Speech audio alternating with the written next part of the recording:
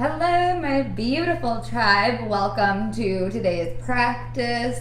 We are going to focus on yoga for stress and anxiety today. So this is not going to be as much of a flow class. We're going to kind of bring it down a little bit. We're not going to do any standing poses. We're going to stay down on our mat today. So this is really something that if you're feeling super overwhelmed, we have the holidays coming up, right? So it's a time where we can very easily get stressed out or anxious over all of the extra things that are added to our to-do list. So I really just want to focus on spending 20 to 30 minutes taking some breathing exercises as well as postures that can help you get through this time. So we will start with a breathing exercise today. I also, if you have some blocks, go ahead and grab blocks. 2 would be perfect. Good substitutes might be if you have any like small boxes or books potentially. Obviously not paperback. Something that can support you a little bit. Okay, I will show modifications without the blocks, but if you have them, it will just kind of let you deepen into your practice a little bit more. In addition to that, let's go ahead and get set up, but let's make sure that we're set up somewhere near a wall. We are going to be doing legs up the wall pose today, which is one of my all-time favorite yoga poses, but you will need a wall for it. So let's try to make sure that we are close to a wall. Perfect. All right, so we're gonna start our practice today with some Nadi Shodhana, or alternate nostril breathing. This is one of my absolute favorite breathing exercises. You can do it anywhere, which is what makes it so appealing. You can do it in the car. I've done it on my way to work before. If you get stuck in traffic and you're really annoyed or irritated, we do these breathing exercises or pranayamas to basically activate the parasympathetic nervous system. So we can kind of shut off that fight or flight with the sympathetic nervous system and activate the rest and relax parasympathetic nervous system by using our breath. So really kind of good to know. These are really good tools to have in your toolbox to get you through any stressful times. So coming into your comfortable seated position, sit up nice and tall, elongate through the spine, relax the shoulders down and away from the ears. Take a moment here. We're going to close the eyes and just connect with your natural breath in and out the nose.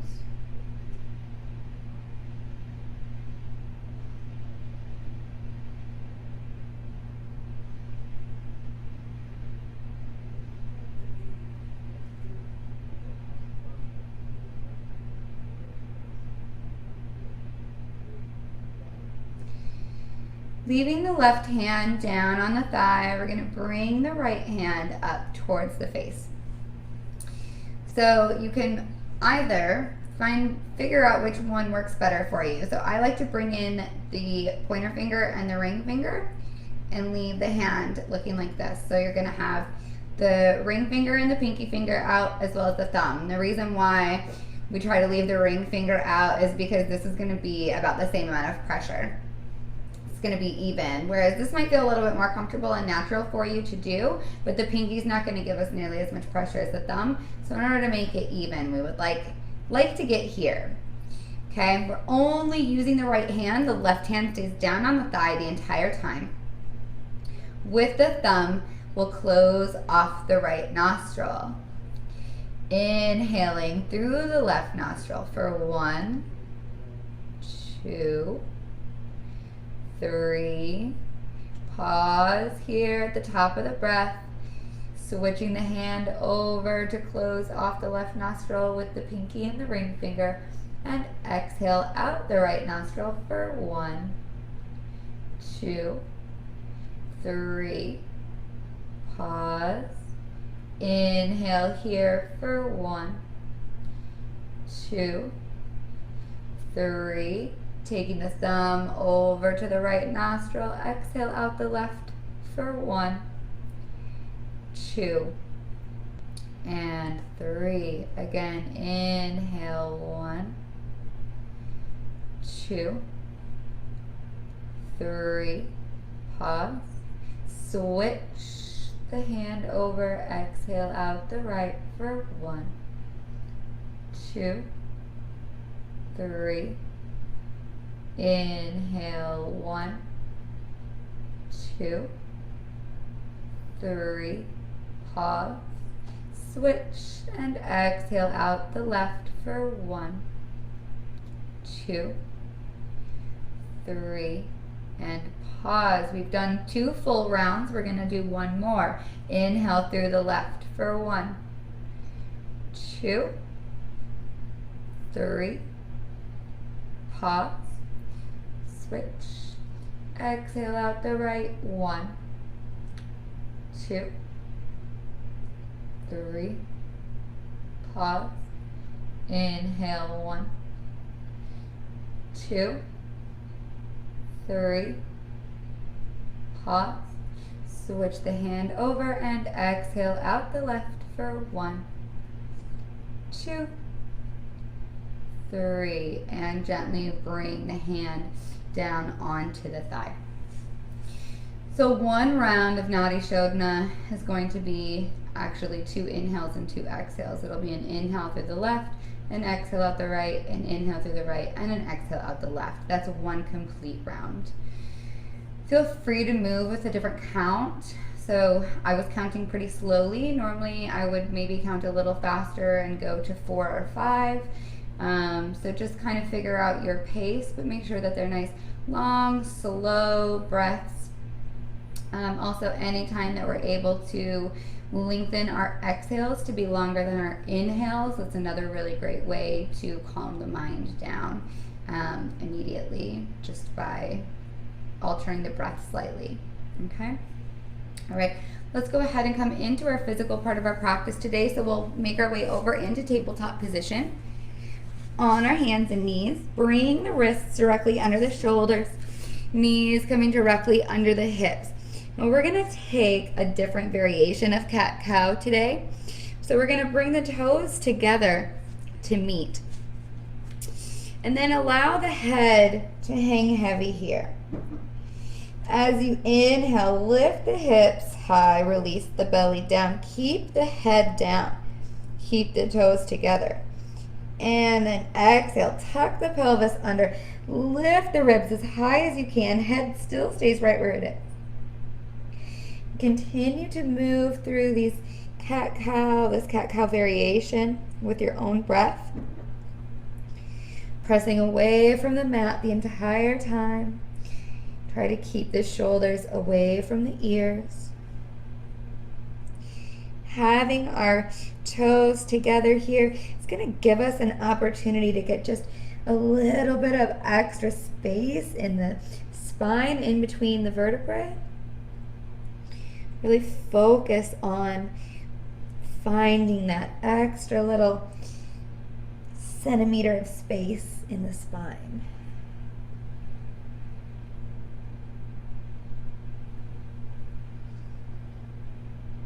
Continue here. Don't forget the breath.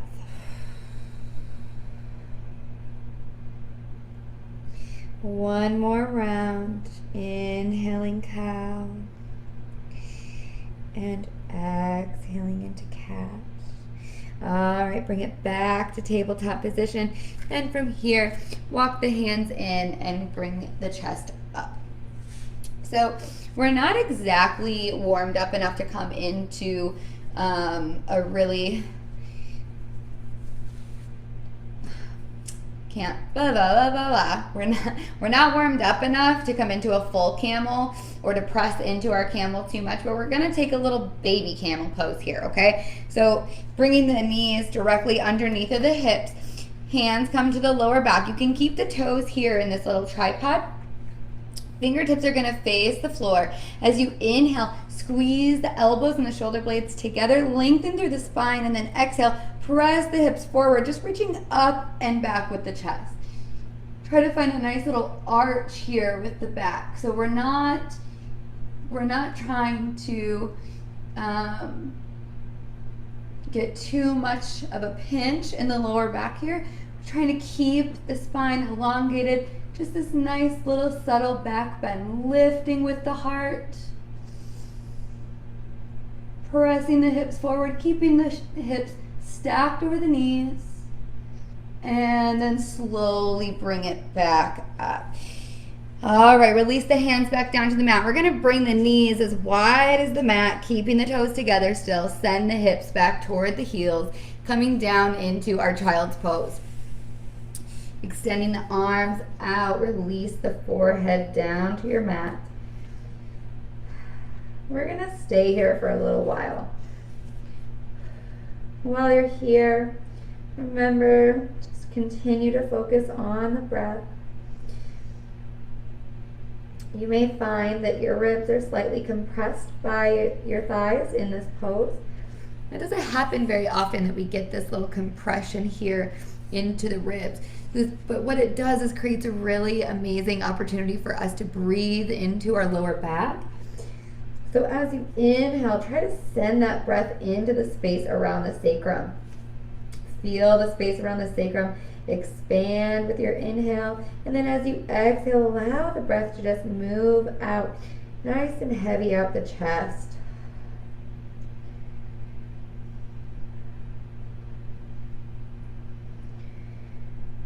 A lot of times in yoga we think of child's pose as a resting pose, but it's so much more than that. Almost like our shavasana, right? Arguably one of the most important poses in yoga.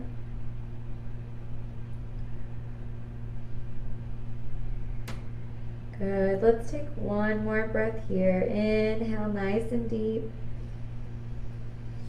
Exhale, open the mouth and sigh it out.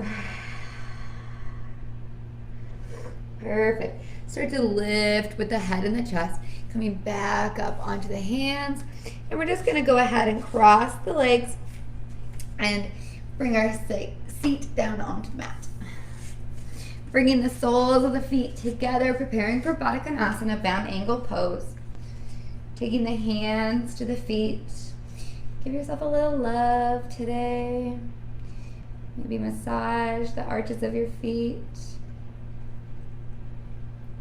Peeling the feet open like the pages of a book.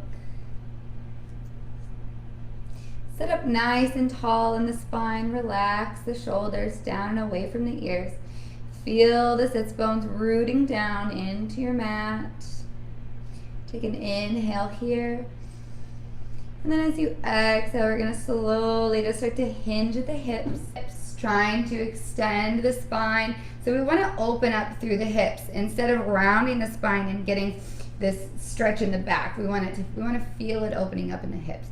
So lead with the chest and the chin coming forward. You can keep the hands on the feet, pressing the knees with the elbows, or if you want to release the arms down onto the mat in front of you, that's another option. Once you get to that point where you feel like you've reached your limit with hinging at the hips, if you want to release the head and get an extra stretch into the back of the neck, you can. Remember the breath, nice deep breaths as you inhale, feeling the belly expand.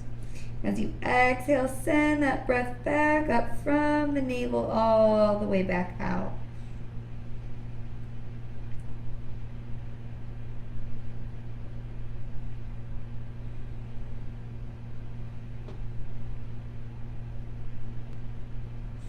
And then we'll go ahead and bring it back up. Perfect. All right, gently lifting the knees and extending the legs out in front. Flex the feet. We're going to come into Dandasana, our staff pose.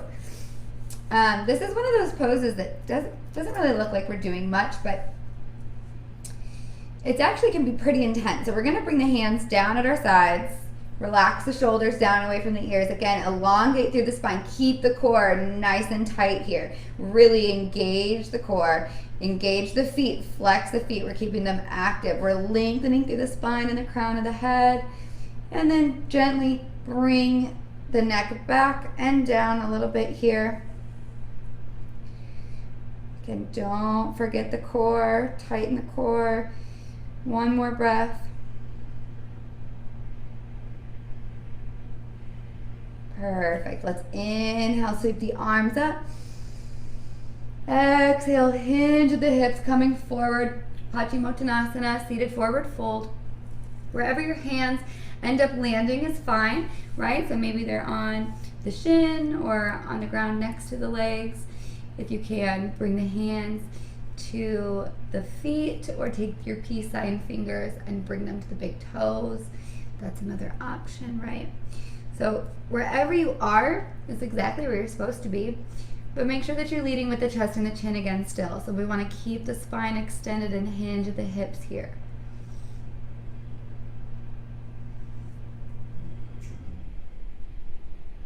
Nice deep breaths. Again, using the breath to help us get into these postures a little deeper.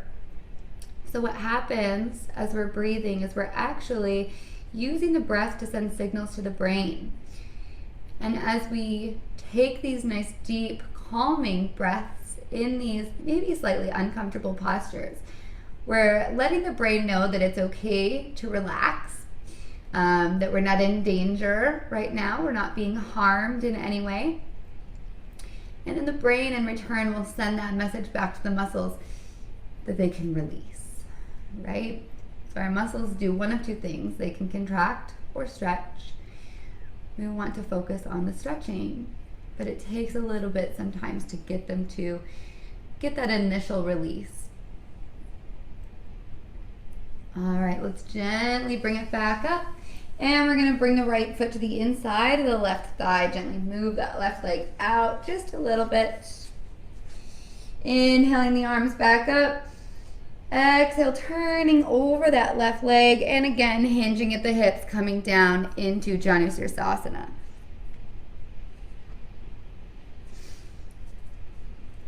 Again, wherever the hands end up or the arms end up is fine. Maybe if you have a strap, if you want to take a strap around the foot and kind of bring yourself down to get a little deeper into the posture, that's an option. But using these, kind of allowing the gravity to help you in these positions where if you're experiencing a lot of tension, if you have really tight hamstrings, let gravity do the work for you instead of forcing it. Again, it goes along with that. Finding that rest and relaxation in the posture is actually going to give you so much more benefit than pulling or pressing yourself into it. All right, let's gently bring it back up. And we're just going to switch sides. Bringing the left foot to the inside of the right thigh. Inhale, arms up. Exhale, turning and looking over that right leg and then hinging at the hips. Perfect.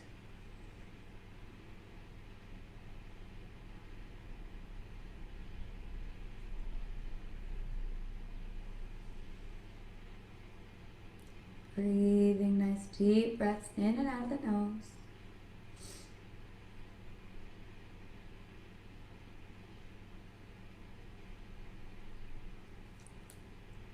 One more breath. And let's go ahead and slowly bring it back up. Perfect. And bringing both of the soles of the feet to the mat, knees bent. We're going to slowly roll it down onto our backs. This is where I want you guys to have your blocks handy, okay? So we're going to come into a couple different poses where blocks are going to be an option. Once we get down onto your back, just bring the knees into the chest. Maybe find a gentle rock side to side. I like to circle my knees here, massage the lower back on the ground. Circle them the other way. All right, bringing the soles of the feet back down onto the mat. We're going to come into bridge pose, but I want to give an option for a supported bridge. Okay, so if you have a block here, we'll take a supported bridge. If you don't, just come into bridge, and I'll show you how to use the block, but then I'll do regular bridge pose with you guys, okay? So from here, we're gonna inhale, engage the core nice and tight. As you exhale, press the feet into the mat, lift the hips up. If you have a block, you can place it right underneath of the sacrum for some support here. If you're in a supported bridge pose, note that most blocks have 3 settings. So this would be the lowest, this is medium, and this is highest. I don't recommend going highest if you just have a home practice. So either keep it here or even here is good. And then you have the option from here if you want to extend the legs and really allow yourself to just release and relax onto the block and let the block and gravity do the work for you. If you don't have the block, then we're just here holding our bridge pose. Maybe you want to interlace the fingers underneath of the back and roll the shoulders under, pressing the chest toward the chin.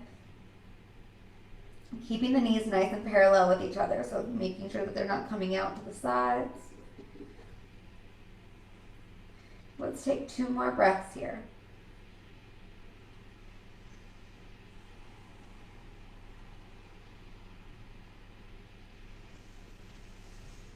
And then slowly either rolling back down onto the mat or gently remove the block and then rolling back down onto the mat. And bring the knees back into the chest. Let's lift the forehead up to the kneecaps. And then release it back down. Beautiful. All right. The second pose that we're going to potentially be using blocks for is going to be fish pose. So if you have your blocks, I'll show you how to get into it first, and then we'll take our fish pose without blocks after that. You can stay there in your supported fish. So if you do have your blocks, they're going to look something like this on your mat, okay? This block is going to actually come right in between the shoulder blades. So we don't want it in the middle of the back, and I don't want it on the neck either. We want it right at the base of the neck and right in between the shoulder blades. And then this block can come to rest in a couple different positions underneath of the head, depending on how open you are in your upper back. So our thoracic spine doesn't get a whole lot of this. We tend to have more of the rounding of the upper back. So this is a really great heart opener. And getting into it, you're just going to gently find that spot where the block is right in between at the base of your shoulder blades. And then place the other block underneath of your head, like so.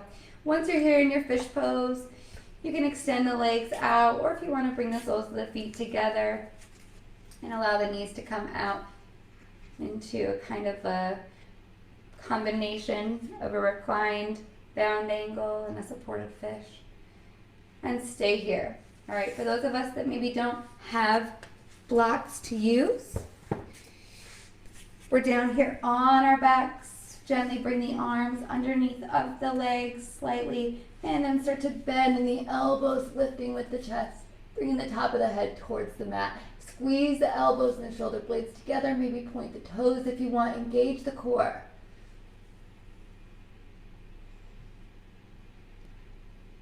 You're going to hold for 3 more breaths.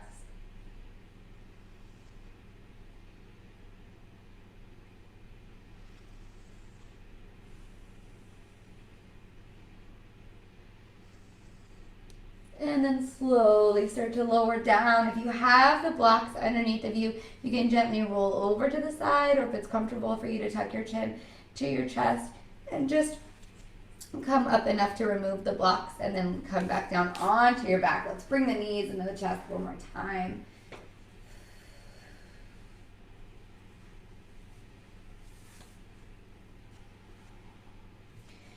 All right, perfect.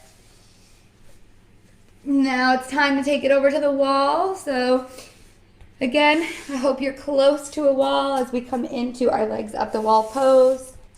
In order to get into this pose, go ahead and press your sits bones up against the wall as best you can. And then we're just going to bring the legs up. And you might need to inch yourself. However you need to get there. Try to get all the way up, pressed against the wall. And then just put your legs up. Arms can come out at your side, palms facing up, maybe flex the feet if you have something that you want to put on top of the feet. Some studios have sandbags, that feels really good. If there's anything that's maybe just like a couple pounds that you want to put onto the feet, sometimes that's just really nice.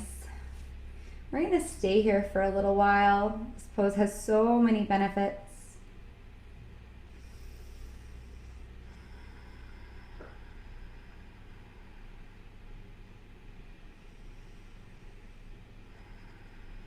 Remember the breath, nice deep breathing. Maybe even take a moment here to close the eyes and come into a minute of meditation, focusing on the breath.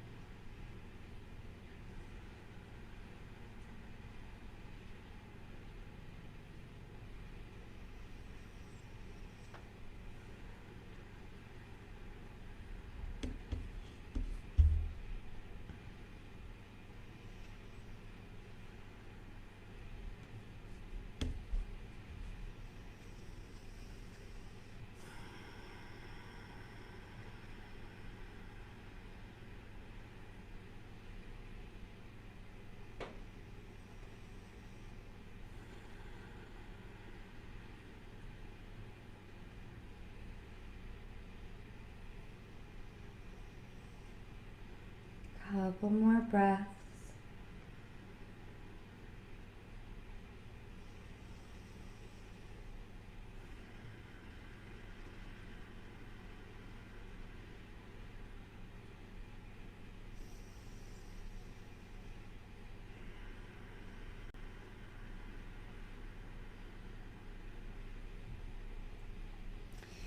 When you're ready to come out of this pose, if you want to bend the knees, and then just slowly roll over onto your side.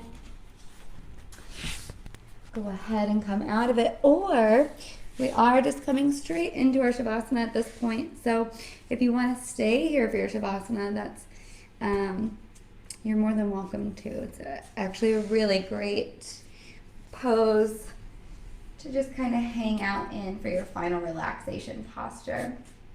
If you choose to take your traditional Shavasana, just come down onto the back, extend the legs out to each edge of the mat, and then gently allow the feet to fall out to the side.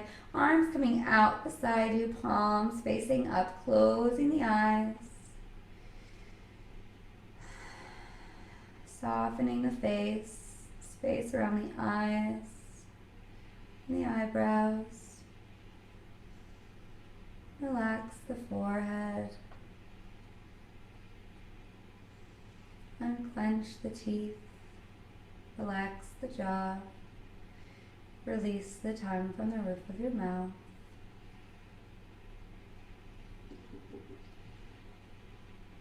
Scanning the body all the way from the top of your head down to the bottoms of your feet. Noticing anywhere that you may still be holding on to any tension. And with each exhale, just let it go. Allowing yourself to sink deeper and deeper into your relaxation. Feel free to stay here for as long as you'd like.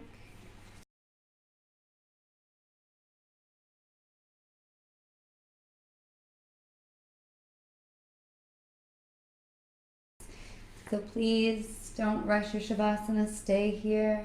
Enjoy. You've earned it.